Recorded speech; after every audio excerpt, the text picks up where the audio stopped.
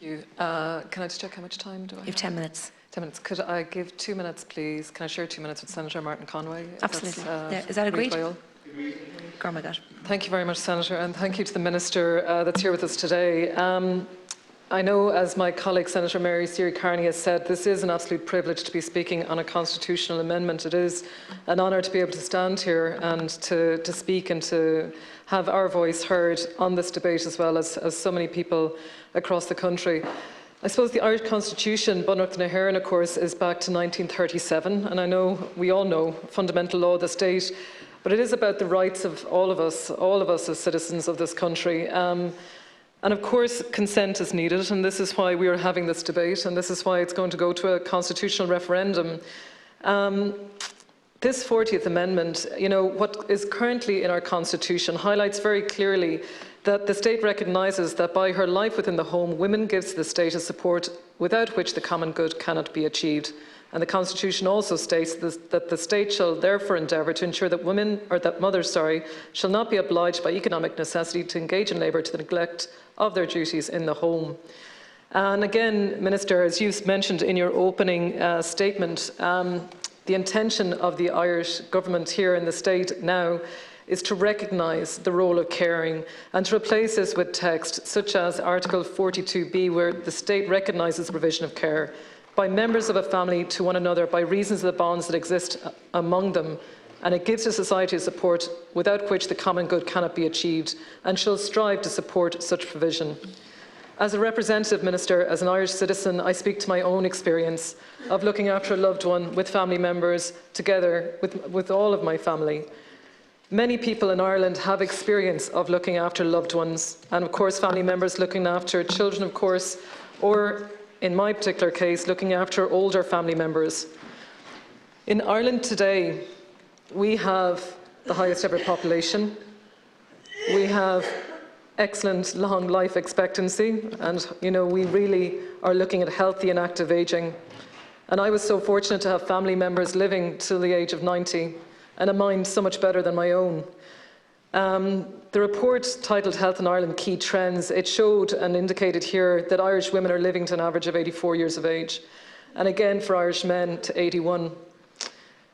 So now, when we look at Ireland now compared to the Ireland of 1937, our state has to acknowledge at a very practical level the additional supports that of course are needed to support family members who care for loved ones, and loved ones who live long and healthy and active lives, but also may have many complex conditions that require care in the home. When we speak about caring, this amendment speaks to how we as an Irish government and we as representatives, that we are striving to support such provision.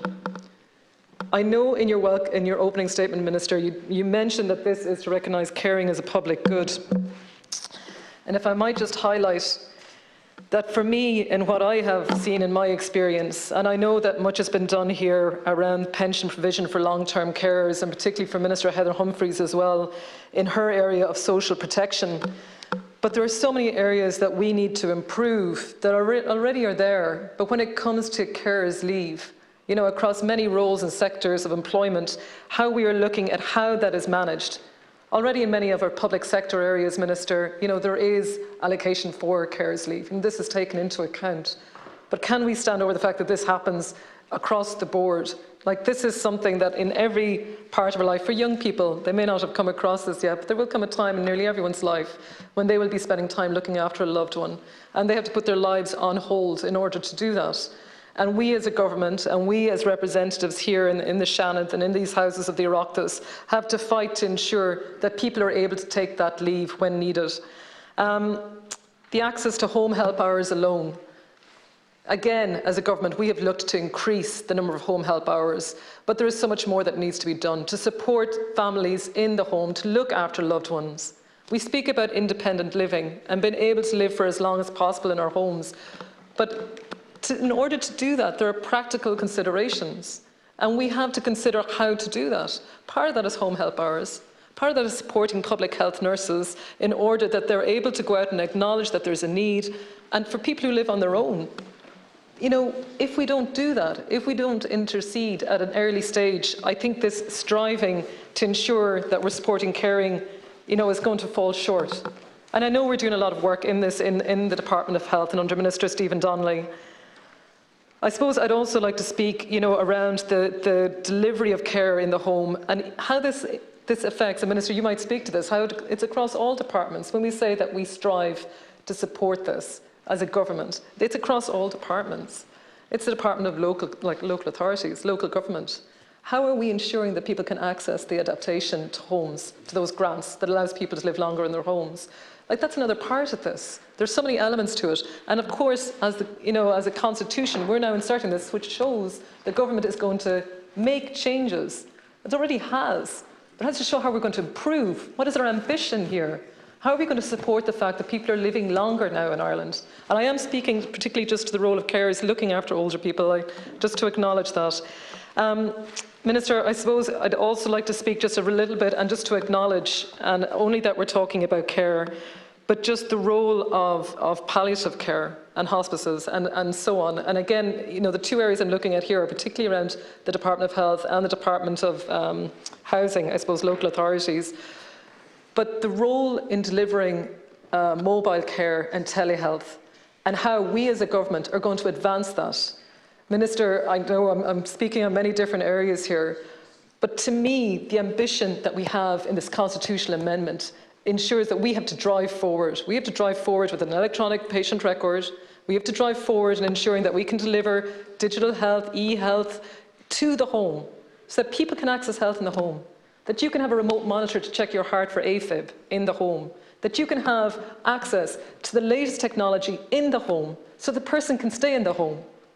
That's what this is about, and ensuring that carers have the supports, that they're not having to go to GPs or have to go to consultants and sit in waiting rooms or ED for 24 hours on end, that does not happen. And in the Ireland I want to see, and when I'm talking about this amendment, I will be fighting about the actual practical aspects about what I want to see and what I want to see this government achieve, and future governments. But to me, it is about the practical supports that we as a state and that we as a country are supporting people to be able to live and stay within the home, and that we're supporting the carers in order to do that, and we're using every measure at our disposal, and that includes technology as well. That includes technology, and that includes ensuring that people can live as long as possible, as healthy as possible, as active as possible in the home, and that we're supporting carers in how they do that, because carers are burnt out. They're at levels of exhaustion. I deal with it every day in in our own offices in Ballinasloe, and I know here Senator Mullen would know this as well. We do live in areas, particularly in rural areas, where we have older people in our areas.